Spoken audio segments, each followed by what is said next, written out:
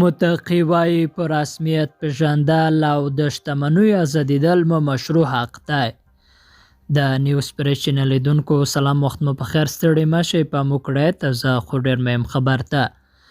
د اسلامي امارت د بهرنۍ چارو وزارت وایي نن د ترکیې په انطالیا ښار کې د افغانستان، امریکا او قطر چارواکو په درې اړخیزه ناسته کې ټینګار وکړ چې د افغانستان د نوي حکومت په رسمیت پېژندل او د شتمنیو ازادېدل د افغانانو مشروع حق دی او له همدې سره یې سیاسي اړیکې او اقتصاد وده کوي. په دې ناسته کې د اسلامي امارت د بهرنۍ چارو سرپرست وزیر امیر خان متقي، د قطر د بهرنۍ چارو وزیر شیخ محمد بن عبدالرحمن الثاني او د امریکا ځانګړی استازی ټام ویسټ ګډون کړی و. د افغانستان لپاره د امریکا ځانګړي استازي څرګنده کړه چې هیواد یې هڅه کوي د افغانستان اقتصاد پر پښو ودرېږي.